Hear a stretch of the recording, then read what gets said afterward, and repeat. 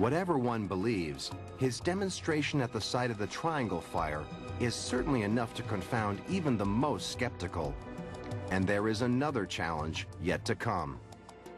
This restaurant in New York's Little Italy was once Umberto's Clam House and the site of the 1972 execution of a mobster named Joey Gallo. Once again, John has no idea where he's been taken and what happened here. As soon as I walked in, I was like, okay, something definitely took place here that took someone's life.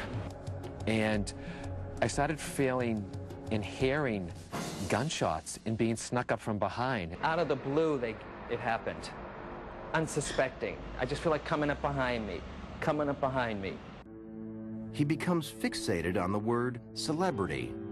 I don't know if it's Hollywood, a big name gang person, but I feel celebrity mixed together with gang like this. I started feeling the nervousness of the victim. It's almost like I became the victim. My name will live on. My name will live on. And there's such money involved here, too. There's such money involved. At one point, John goes into an almost trance-like state. I don't know. Now I'm starting to take on something. I'm not being possessed, but I'm half Italian anyway, so I don't know if this is a hat I got here. That's me. That's John, yes. Completely stepping out of the way to let the energy do what it has to do. It happens fast.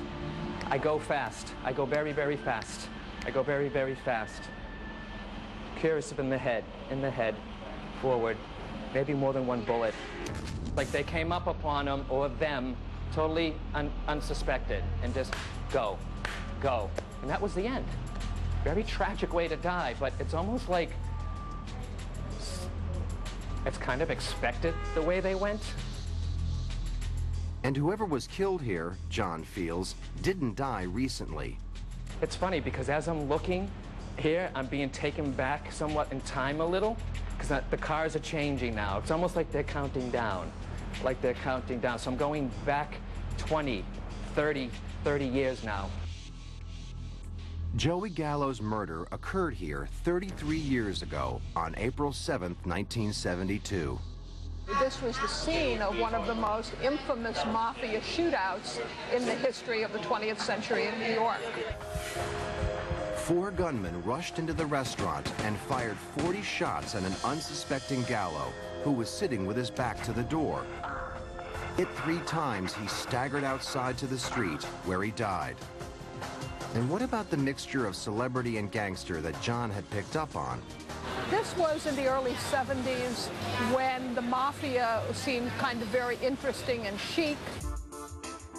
I found it fascinating when I said, I will live on, and Joyce, the historian, told us about he was considering writing his memoirs. But he was also talking about starting a 6th mobster family with his 85 gangland people. So that was another way he wanted to go into the history books.